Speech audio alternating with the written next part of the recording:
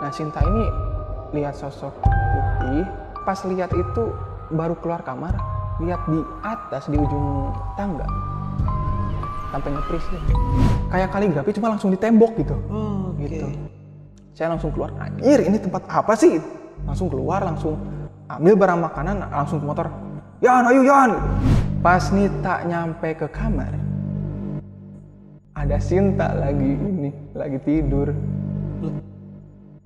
Nah, Nita ini kayak kan sontak mikir, lah terus tadi siapa dong yang di sofa? Yang parahnya lagi, pas dia balik badan lihat ke sofa masih ada Sinta yang itu.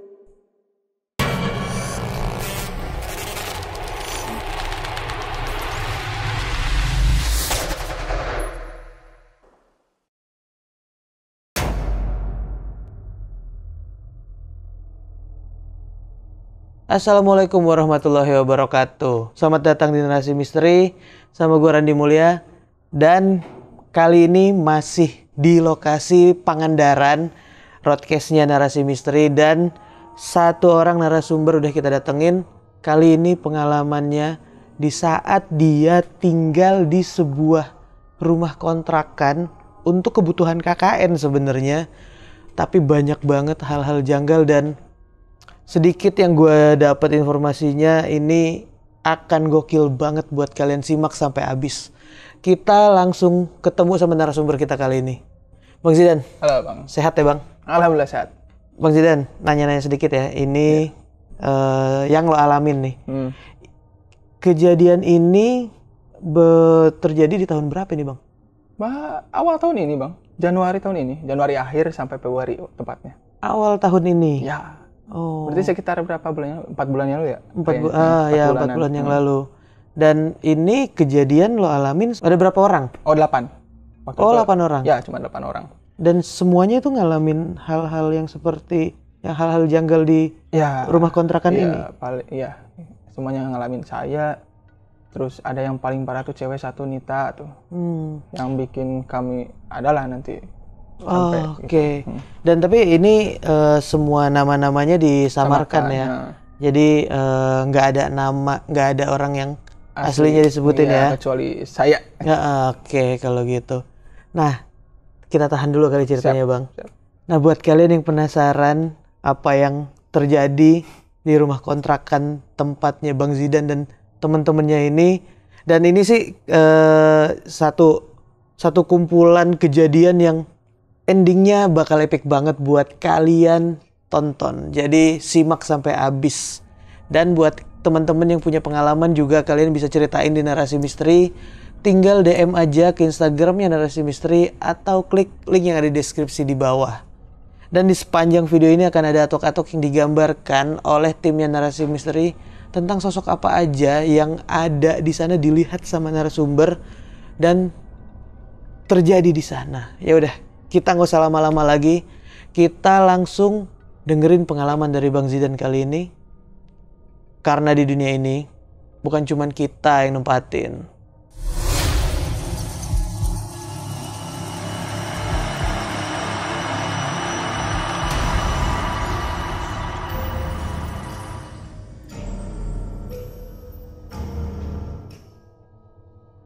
Bang Zidan, yang lo alamin sama temen-temen lo saat itu seperti apa sebenarnya Bang? Banyak sih Bang. Kan itu KKN tuh dari kampus ya. Kita sekelompok itu berbagai macam karakter beda-beda, asalnya beda-beda, adat budaya beda-beda gitu. Menyikapi hal-hal yang seperti itu gitu. Jadi adalah banyak. Di sini kan KKN itu sebulan ya, sebulan lebih 4 hari sih. Tepatnya. Tapi di sini di rumah ini tuh kita cuma kuat 2 minggu. Cuma gitu. 2 minggu? Ya, cuma 2 minggu. Saking udah chaos lah itu di minggu kedua tuh. Saya ceritain dari awal aja ya Bang, sebelum nyampe rumahnya gitu. Jadi KKN ini awalnya bulan Januari tahun ini, 2023. Itu dari pihak kampus itu udah ada pemberitahuan bahwa KKN dilakukan tanggal 29 Januari. Tapi kita baru bisa nyari kontrakan itu ke tempatnya ya, maksudnya ke tempat KKN-nya tuh H-2. Soalnya kita sibuk semua di kampus, kebetulan juga udah semester akhir ya Bang. Jadi nggak bisa, minggu itu nggak bisa ke sana ke tempatnya langsung. Jadi saya sama Dian ya, Dian itu ketua kelompok. Ada anggotanya 8 orang, saya, Dian, Desi, Pahrani, Anggita, sama Dina. Terus kita sekelompok itu nyari rumahnya lewat sosmed. Kebetulan kita dapat info lewat Facebook waktu itu tuh. H-7 sih kalau nggak salah dapat info lewat Facebooknya tuh. H-2 kita baru berangkat, ngecek kondisi rumahnya kayak gimana. Kosong aja sih, kosong aja, nggak ada isian apa-apa. Jadi ya biar tahu gitu, kita bawa apa aja dari kosan. Nah, saya gambarin dulu ya ini denah rumahnya kayak gimana. Jadi di rumah itu tuh ada 2 tingkat. 2 tingkat. Makanya kita srek ya kan. Yang cowok tuh srek, bagus nih, enak buat ini, buat posko itu. Di lantai bawah itu 3 kamar. Di belakangnya ada kamar mandi. Di samping kamar mandi itu ada dapur. Dapur tuh kesananya udah jendela. Jadi di sebelah mana ya, kanan kalau di depan rumah tuh ada lahan kosong lah, kirinya udah jalan. Jalannya tuh pertigaan gini Bang. Ini jalan pertigaan. Nah ini rumahnya di tepat di sini. Oh gitu. Di pojok, di hook. Nah iya gitu. Nah terus di lantai atasnya itu 2 kamar. Itu buat kamar cowok. Ya cowoknya kan 2, jadi otomatis kita gunain 1 aja lah gitu. Terus sama kamar mandi 1 sama WC di atas tuh. Kejadian pertama itu pada malam Jumat. Minggu pertama. Ya. Itu tuh kejadian yang saya alamin, saya sama Dian sih yang dengar. Itu kami dengar suara delman. Setengah 12 malam tuh. Setengah 12 malam dengar suara delman. Saya pikir kan, saya kan cukup skeptis ya Bang, agak skeptis gitu. Ya udahlah, mungkin suara delman yang habis pulang narik pelanggan itu. Besoknya saya tanya-tanya ke Dian, di sini nggak ada delman ya kalau diperhatiin gitu. Ya dan nggak ada Terus malam apa? Ingat gitu. Kita itu langsung ingat pas kita besoknya berkegiatan. Kita sambil merhatiin itu. Kok nggak ada delman ya? Terus malam apa dong gitu. Agak aneh itu. Terus pada malam Sabtu besoknya berarti ini. Itu yang ngalamin si Sinta. Sinta itu jam 10 malam, belum terlalu malam. Sinta mau naik ke lantai atas ke kami, ke kamar cowok. Katanya mau nanyain apa nih, kegiatan apa nih besok, prokernya apa aja gitu.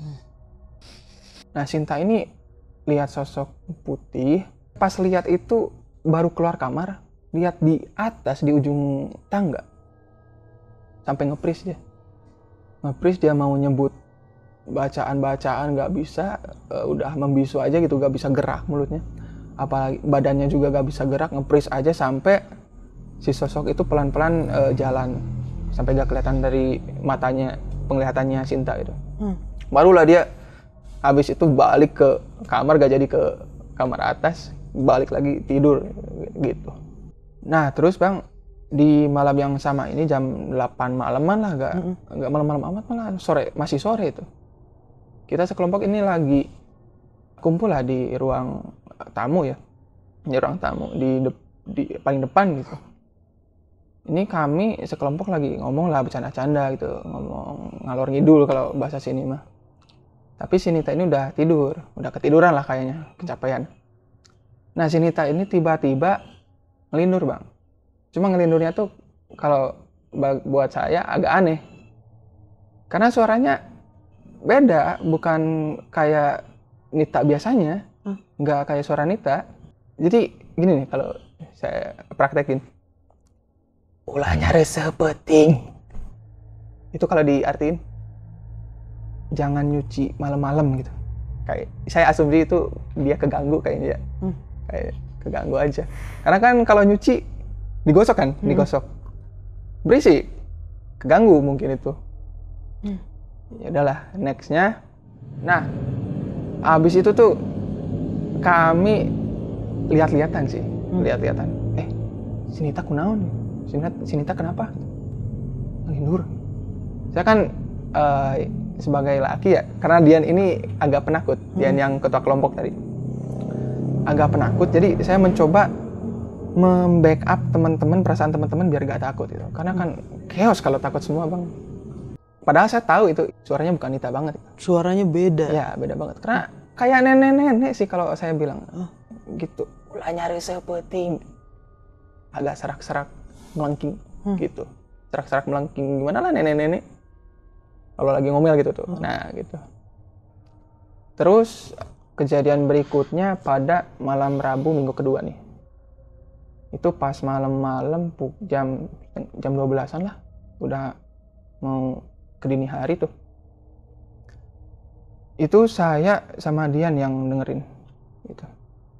Saya masih bangun, Dian masih ngerjain laporan. Saya dengar suara gamelan. Saya tanya gitu, Yan, kedengeran Yan? Dian cuma ngangguk doang. Gamelan Yan? Emang agak suka ngisengin sih saya, Bang, gitu. Makin takut Dian. Yang saya dengar itu suara gamelannya tuh lagu Sunda. Lagu-lagu Sunda.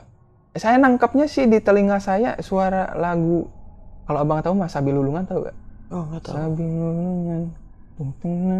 Nah, kayak gitulah yang saya dengerin. Cuma agak samar-samar sih.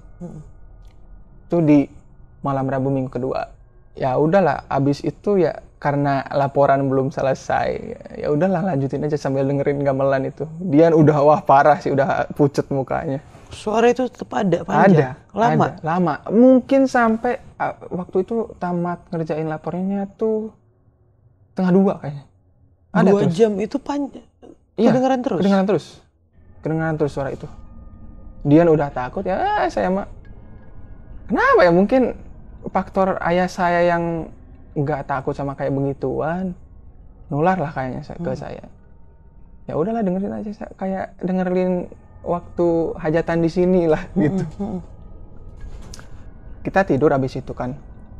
Mungkin jam 2:30 pagi si Dian tuh bangun, pengen kencing, pengen ngompol, bangunin saya. Dan, udang Dan, bangun Dan. Saya bangun, apa Yan? Antar yuk, pengen ngompol. Takut ya. Kayaknya masih takut kayak yang tadi gitu, yang suara gamelan, masih takut. Karena kasihan ya Bang, ya udahlah antar gitu ke yang di atas tuh, WC di atas, deket doang. Tapi pas, merinding lagi tuh. Pas saya nungguin Dian, saya dengar suara cewek nangis. Saya pikir pertamanya itu cewek-cewek yang di bawah ada yang kangen rumah gitu kan. Biasa kan cewek suka ini, rasanya ini banget sensitif ya, kangen rumah atau apa gitu. Dan ini jauh dari tempat asli ya? Ya jauh. Ini tuh latar tempatnya tuh di, boleh sebutin Bang? Nggak apa-apa. Di Garut. Di Garut jauh. Mereka ada yang dari Subang, ada yang dari Purwakarta, ada yang dari Pangandaran juga, saya. Terus ada yang dari Kuningan, mereka tuh. Mungkin saya pikir, mereka mungkin kangen rumah gitu, nangis itu. Pas Dian keluar, Dian, mana yang ngadenge? Kamu denger gitu? Apa Dan? Tuh dengerin di bawah. Oh iya denger Dan, cewek nangis. Saya mah nggak mikir apa-apa ya Bang, takutnya gitu kayak tadi. Tapi karena saya antisipasi, takutnya emang itu mereka. Saya paksa lah dia, ayo antar gitu, takutnya cewek yang nangis gitu kenapa-napa gitu. Pas kami ke bawah, saya dengerin satu-satu pintunya, ada 3 kamar kan waktu itu. Dengerin, tempelin telinga ke pintu, pada diem, satu lagi diem, yang kamar ketiga diem juga gak ada suara apa-apa. Merinding gitu. Masih keinget nih. Saya perhatiin lagi itu suaranya datang dari belakang. Dari dapur, WC sama gudang kayaknya itu. Gak tahu dari mana, pokoknya dari belakang. Dian takut udah ke atas. Saya karena udah berpikiran itu bukan mereka, bukan cewek-cewek, ya udahlah ke atas lagi gitu. lah biarin tidur lagi lah, udah lah sampai besok itu udah gak ada lagi. Terus ada kejadian lagi besoknya, berarti malam Kamis ya Bang. Nah, Oh ini tiap hari ada nah aja. ini minggu kedua, makanya saya bilang minggu yang paling chaos. Sampai kita pindahkan ini gara-gara minggu kedua ini. Yang ngalamin itu Nita. Belum terlalu malam, mungkin sekitar 8:30 malam. Nita pergi ke warung, mungkin jaraknya 100 meteran lah dari rumah itu. Pas dia balik dari warung, Nita itu lihat sosok tiga sosok di ruang tamu. Yang pertama sosok cewek wanita, terus 2 sosok lagi tuh anak-anak. Gitu.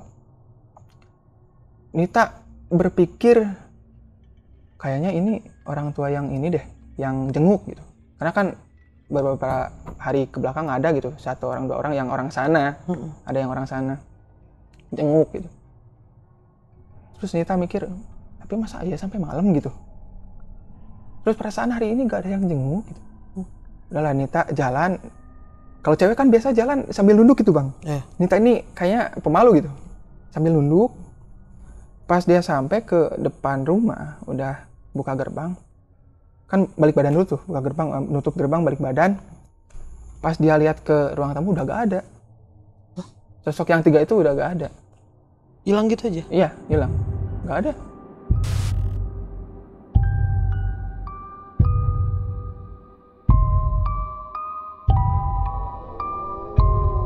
Pas masuk ke rumah, gak ada.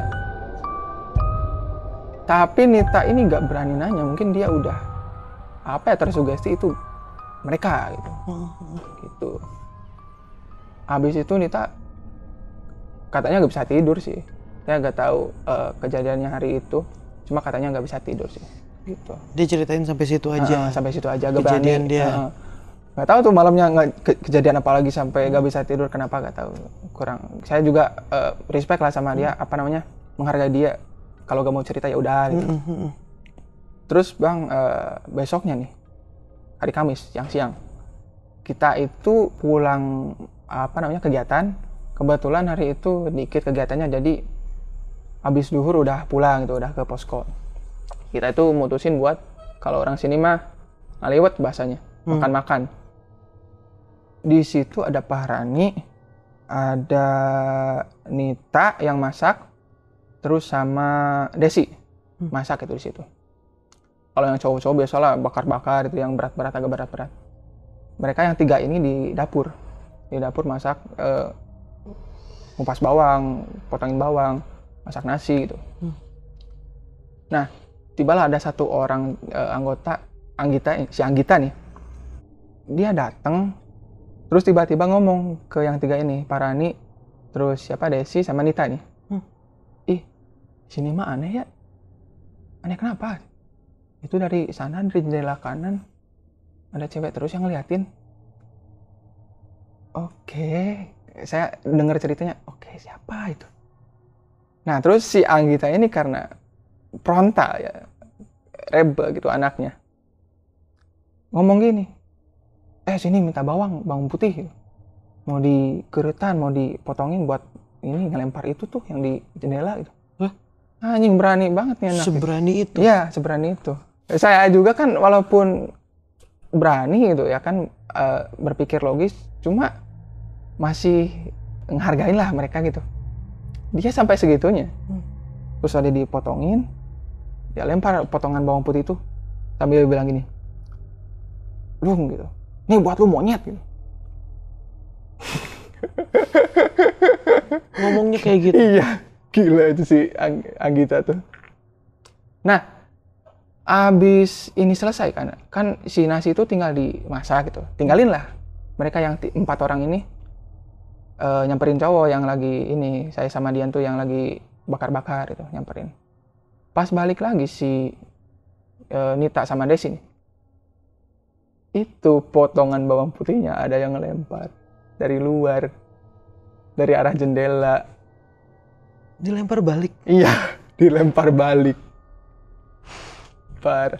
Habis itu mereka lari lah ke sana lagi, ke luar lagi, nyamperin cowok-cowok. Udahlah, dari situ mereka agak cerita lebih panjang, nggak mau merusak suasana. Kan lagi happy-happy tuh, lagi wah ada waktu free nih buat makan-makan, senang-senang gitu. Gak mau merusak suasana mereka katanya.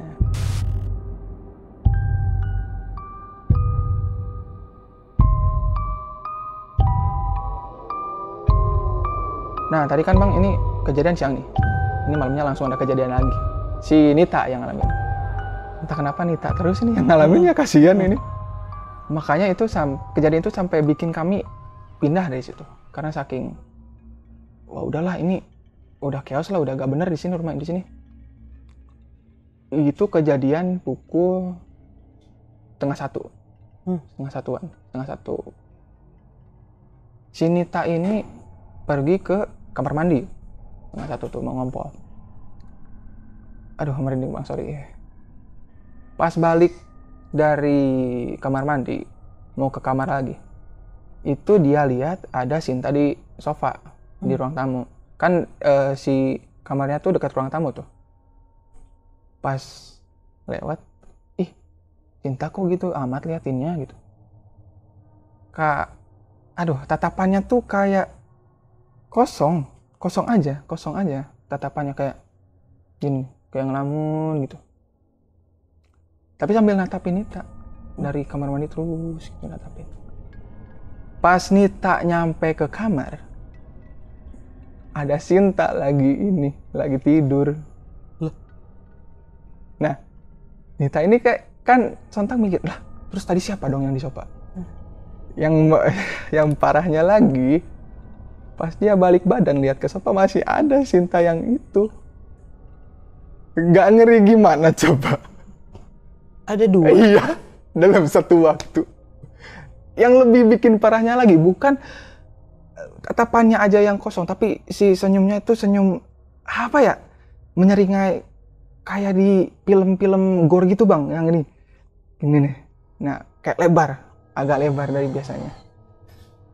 Si Nita itu langsung teriak kayak histeris, kesurupan lah gitu saya sebutnya. Semua bangun, semua yang sekelompok itu bangun.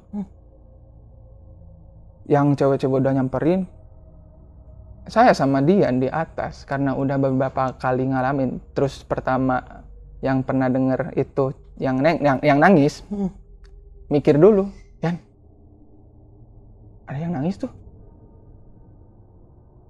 Itu cewek bukan? Si Dian tuh nih. Wah si Nita anjir itu mah gitu. Langsung saya sama Dian langsung turun. Wah Nita udah jongkok nangis, udah kayak gini histeris lah. Mau pulang. Ayo ke kosan aja gak apa-apa, ke kosan gitu. Saking udah takut. Saya biasalah tenangin mereka. Anggita juga yang tadi yang frontal tuh. Anggita tenangin Nita, udah gitu, udah. Saya bikinin teh manis buat si Nita, udah biasalah anak pramuka dulunya. Gitu. Kejadian itu kan 12:30. Jam 1 sampai paginya kita sampai jaga shift-shiftan bang. Gitu. Shift pertama saya, si Pahrani, Desi gitu. Yang kedua kan ada tuh yang beraninya 1 gitu. Yang kedua si Anggita, si Dian sama si Dina. Gitu. Itu kebagi berapa jam? 2,5 jam sampai subuh. Terus saya minta ke Dian, Yan, udah tolong cariin lagi lah ini kontrakan yang kosong itu. Udah agak bener sih di sini mah. Udah parah gini, udah chaos ini. Nah kebetulan, alhamdulillahnya nih, di kampung sebelah itu ternyata rumah kampung halamannya temen yang beda kelompok. Namanya Maisa. Makasih banget sumpah Maisa. Udah nyelamatin hidup kami waktu itu. Udah nyari kemana-mana, gak tahu. Baru ingat si Anggita. Itu kan si Maisa di sini rumahnya, coba tanyain. Telepon Maisa. Maisa tahu rumah kontrakan kosong lagi gak? Gitu. Nggak ada sih, cuma coba aja di sini di rumah aku gitu. Garasinya gede. Dia nyebutnya garasi, cuma kalau kata saya itu udah ruang keluarga, Bang. Udah gede banget gitu. Udah cukup lah, udah buat 8 orang mah gitu. Abis subuh kita langsung berangkat ke rumah Maisa. Oke lah, cocok kayak gambaran tadi gitu, yang tadi saya bilangin garasi cuman gede kayak ruang keluarga gitu. Ya udahlah, balik lagi tanpa pikir panjang, ayo beresin barang-barang, baju-baju semua beresin semuanya. Berangkat ke rumah Maisa, udahlah pindah di situ. Tapi ada yang ketinggalan. Ini siangnya habis Jumatan, saya balik lagi ke rumah itu sama Dian. Kalau si Dian charger laptopnya, kalau saya buat ngambil bahan-bahan makanan yang di dapur gitu, ketinggalan. Karena kan yang penting-penting dulu aja lah gitu. Bahan makanan yang udah dibeli, udah buat stokan. Nah itu, sayang kan kalau beli lagi gitu. Udah gitu, Dian ke atas, saya ke dapur. Saya kan nggak pernah ke ruangan di belakang tuh, yang ada dapur, WC sama gudang. Oh, nggak pernah nyenggol-nyenggol ke arah sana? Nggak pernah, Kak. Takutnya kan ada barang-barang privasi cewek lah gitu, saya hargain. Terus saya penasaran, pengen ngompol juga sih ke WC. Terus pas keluar dari WC, ini kok di sebelah kanan tuh ada ruangan lagi, gudang. Sebelah gudangnya tuh ada ruangan lagi, kayak apa ya saya gambarnya. Ini dinding nih, dinding WC segini. Terus di sebelah dinding WC ruangan gudang. Nah pas ruangan gudang itu ada sekat lagi, dinding lagi sebelahnya itu. Nah gitu di situ. Itu ruangan apa? Ini nih saya ceritain. Saya ke situ, saya penasaran ya kan. Saya cari tahu lah, ini kayak mungkin nggak sih dari sini penyebabnya itu. Agak berpikir ke sana gitu saya. Pas saya ke situ ada, abang tahu gak sih di game Resident Evil tuh ada pintu ruang bawah tanah yang kotak, ngek gitu, Pak, dari kayu. Ada di situ. Ada ruang bawah tanahnya? Ya. Rumah ini? Ya. Itu. Saya masuk. Ada tangga, bukan kayak tangga gitu sih, kayak tangga ini nih, yang kayak tangga pemadam gitu. Oh, kayak tangga lurus ya? Tangga lurus. Saya turun. Dengan rasa penasaran saya buka HP, buka center HP, center. Masih merinding. Di ruang bawah tanah itu ada apa ya, ruangan segini nih pas, Bang. Segini. Cuma di ujungnya, di tengah-tengah ada kayak mimbar buat sholat, tahu gak sih, Bang, yang lantainya lebih tinggi daripada lantai yang di sekitarnya gitu loh. Nah, ini gak tahu sepenglihatan saya atau memang itu nyata, tapi yang saya lihat di mimbar itu tuh banyak kelabang. Gitu, makanya saya kaget, anjir kelabang. Yang saya lihat di dinding-dindingnya tuh banyak tulisan Arab Gundul, tahu gak, Bang? Arab Gundul, nah kayak gitu.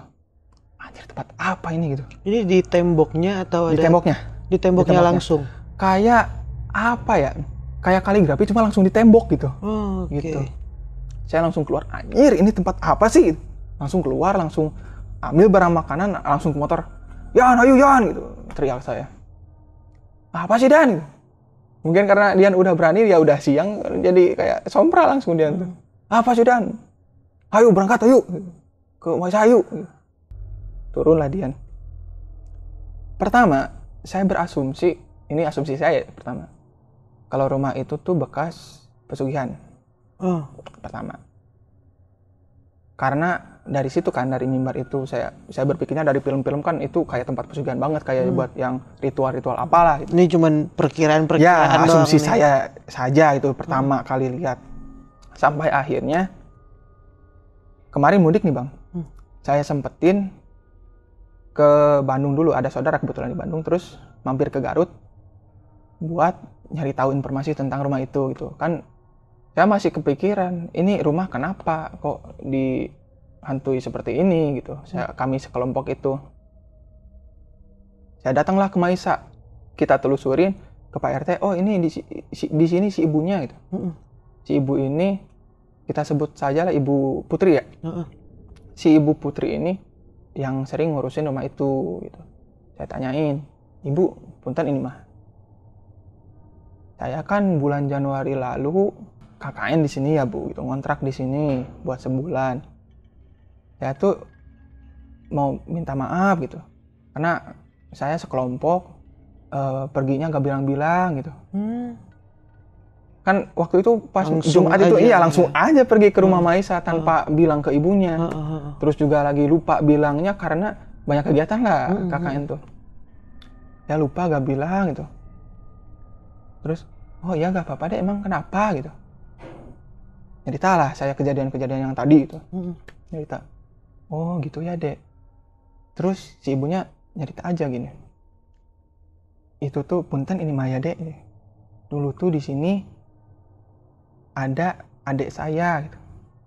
Adik saya sama anaknya 2. Mikirlah, apa jangan-jangan ini yang dilihat sama Nita waktu pulang dari warung gitu. Emang kenapa Bu gitu, saya tanya. Ini tuh punten ya dek, ini mah cina.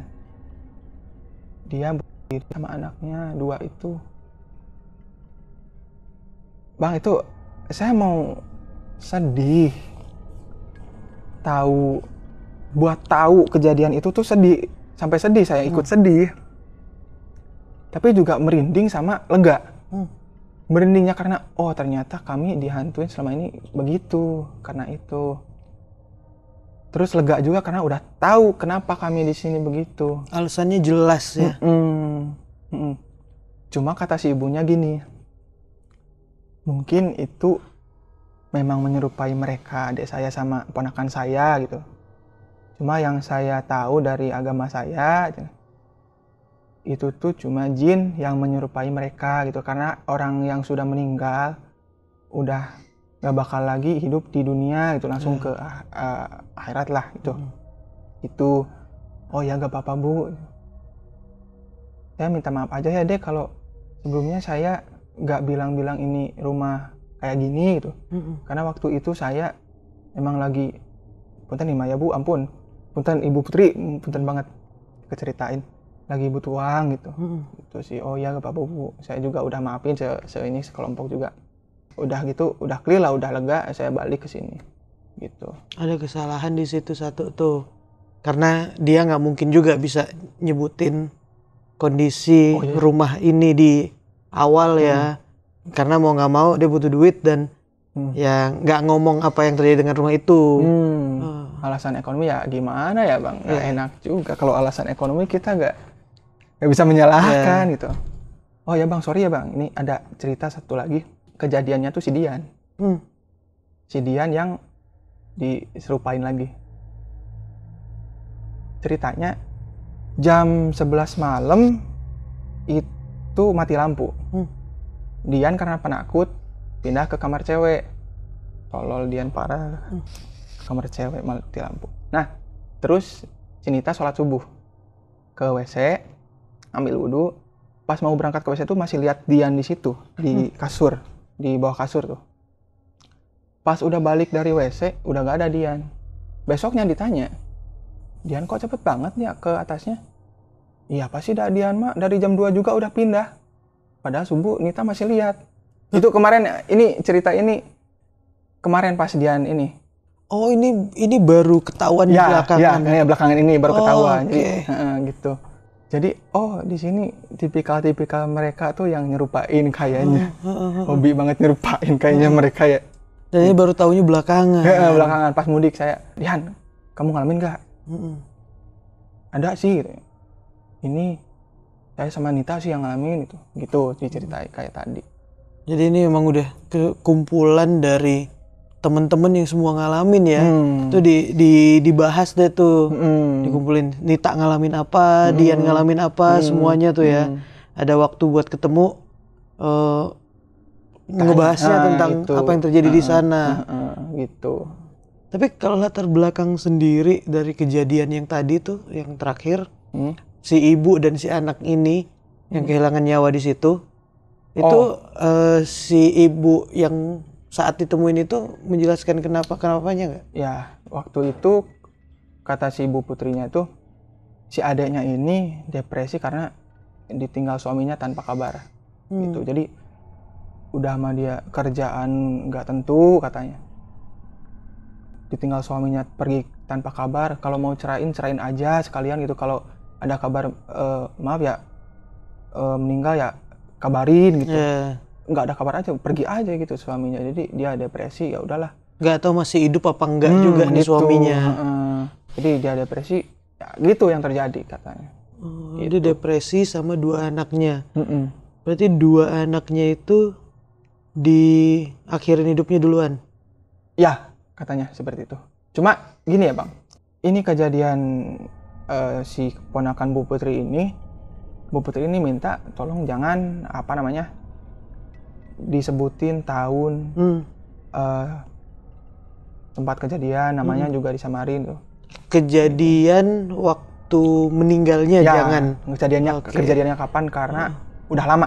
Ya. Udah lama. Jauh dari sebelum Ya, kalian KKN dan jauh. tinggal di sana. Udah jauh. Gitu. Tapi itu dia mau ceritain, tapi dia minta tolong jangan jangan di-spill tahun, tempat yang spesifiknya di mana gitu. Jadi emang nggak bisa disebutin daerah pastinya ya, itu. desa dan itu nggak bisa ya. Ya. Dan ini pun si Ibu Putri ini pun dia nggak tahu juga kalau kalian akan ngalamin hal ini. Nah, iya. Tapi dapat informasi nggak sih sebelum kalian tinggal di situ, ada yang tinggal di situ juga dan ngalamin hal yang sama apa gimana? Pernah denger nggak? Dari Ibu Putrinya. Oh. Sebelumnya 2 tahun yang lalu, berarti 2021 ya. Pas COVID itu ada juga yang ngontrak di sana. Cuma kuat sebulan. Dah. Sama. Ya. Lebih kuat kayaknya, mereka lebih kuat kayaknya. Kuat sebulan, kita cuma 2 minggu, Bang. Kalian cuma 2 minggu. Iya. Mereka kuat banget sampai sebulan, gila. Berarti setelah orang itu tinggal selama sebulan, habis itu kosong dulu. Iya. Baru ada yang ngisi lagi, nggak lama kosong lagi gitu. Jadi bangunan yang kalian tempat ini lebih dominan kosongnya ya. Iya. Karena yang tinggal di situ selalu dapat gangguan-gangguan yang kayak gini. Paling bertahan ya itu cuma sebulan, udah. Nggak ada yang lebih dari sebulan tinggal di rumah ini. Nggak ada yang lebih. Dan itu juga ya harus hati-hati milih tempat tinggal ya. Nah itu. Kontrakan atau apa yang apalagi buat istirahat ya. Nah kita jadi dapat pelajaran di situ. Ini nih buat teman-teman yang mau KKN nih. Kalau kalian takut sama yang begituan, bolehlah cari tahu gitu. Asal latar belakang rumah itu kayak gimana boleh. Cuma jangan terlalu memikirkan lah, karena ya kita kan hidup berdampingan gitu kan. Ataupun di luar orang yang mau KKN, kalau mau nyari kontrakan mungkin selain cari tahu sama pemilik kontrakan, cari tahu sama warga sekitar. Nah itu.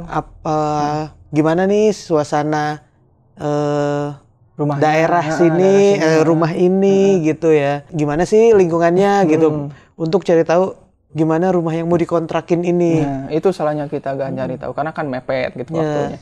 Kita ke situ cuma 1 hari gitu. Dan ini jauh ya. Jauh. Lo dari Pangandaran ke Garut. Kalau kuliahnya sendiri lo di daerah? Di Cirebon sih. Oh, kuliah di Cirebon. Berarti cuma kan ini kayak kampus luar. Kampus di luar kampus utama gitu. Oh, gitu. Oke. Fakultas bukan di kampus utama. Kampus utama, jadi cabangnya. Ya. Dan anak-anak ini beda daerah, dari Cirebon pun KKN ke Garut yang jaraknya juga nggak deket ya. Jauh banget. Jalan kampus parah. Tapi capek. Setelah kalian, ini kan kejadian di awal tahun kemarin ya. Ada yang hal-hal aneh yang terjadi di sana ngikut-ngikut setelah kalian lepas dari rumah itu nggak? Oh ada. Masih ada? Ada, cuma nggak sampai yang gangguin sih Bang. Cuma kayak gini. Seperti Nita kalau di kampus jadi lebih sering ngelamun, lebih sering sendirian gitu. Malah saya kalau sama teman-teman yang kelas, Nita temenin tuh, kasihan. Karena kan saya tahu gitu kejadiannya waktu itu. Temenin Nita gitu, kasihan. Kalau saya kan sama cewek gitu, segan gitu. Apalagi saya punya pacar juga gitu, enak gak enak. Terus yang aneh juga di kosan saya sih, ini nggak tahu ada sangkut pautnya sama yang kejadian di bawah tanah atau enggak, tapi di kosan saya tiba-tiba di kamar mandinya di saluran air tuh, lubang saluran air. Jadi banyak labang, Bang. Oh. Sebelumnya enggak? Saya udah ngekos di situ setahun kan abis COVID itu baru masuk lagi. Udah hampir setahun nggak ada. Jadi sebelum KKN itu semuanya aman-aman aja. Aman-aman aja. Setelah KKN yang ngeliat di bawah itu, pas balik ke kosan ada. Itu ada seminggu loh, Bang. Ada seminggu. Ada seminggu. Si kelabang itu di saluran air itu ada seminggu. Saya bilang lah ke pengurus kos, Pak, ini di sini jadi ada kelabang itu. Kenapa ya? Oh ya udah nanti dibersihin aja gitu sama saya. Nggak tahu itu dibersihinnya pakai apa, pakai serbuk-serbuk apa, pakai air apa gitu. Alhamdulillah hilang sih. Seminggu tapi baru hilang. Seminggu baru hilang. Nggak tenang, Bang, saya mandi jebur tiba-tiba di belakang kegigit kelabang kan. Iya. Nggak lucu. Dan lo juga takut sama kelabang. Geli sih, Bang. Takut. Tapi semuanya udah kelar, pindah ke tempat temen itu. Ya udah nggak ada gangguan apa-apa lagi selain yang ya lo masih ngalamin sesekali gitu ya. Dan pelan-pelan cerita-cerita yang dialamin sama masing-masing orang ini kebuka lah. Ya, itu. Sampai akhirnya datang ke sana buat minta maaf, akhirnya dijelasin juga sama si ibu ini, Putri ini ya. Wah. Dan ini kejadian belum lama nih masalahnya. Berarti berapa bulan ya? Ya, baru berapa 4 bulan yang lalu. 4 bulan yang lalu. Dan masih teringat sama lo ya semua yang terjadi di sana ya. Tapi KKN udah kelar ya. Alhamdulillah udah. KKN udah kelar ya. Buat lo juga semoga kedepannya apa yang lagi lo kejar nih semuanya aman lah, Bang ya. Amin. Nah, gue makasih banyak ya lo udah mau cerita di Narasi Misteri. Sama. Makasih juga udah bisa diundang ke sini, Bang. Nah, Bang, ada Instagram atau apa nggak sih yang mungkin bisa di-share? Kadang temen-temen banyak yang mau tahu nih Instagram dari narasumber. Ada yang bisa di-share nggak tuh, Bang?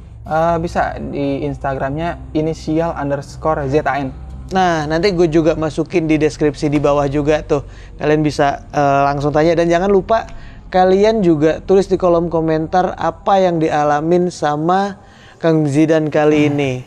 Dan mudah-mudahan nanti juga kita masih bisa main lagi nih ke Pangandaran nih. Amin. Karena kan mumpung lagi di Roadcast nih. Jadi kita bisa ketemu sama teman-teman lagi di Pangandaran yang lainnya. Ya, amin. Sekali lagi makasih banyak ya, Bang. Saya juga udah mau cerita di Narasi Misteri. Dan buat teman-teman yang punya pengalaman pribadi, kalian juga bisa ceritain di Narasi Misteri. Tinggal klik link yang ada di deskripsi di bawah, atau kalian bisa DM ke Instagramnya Narasi Misteri.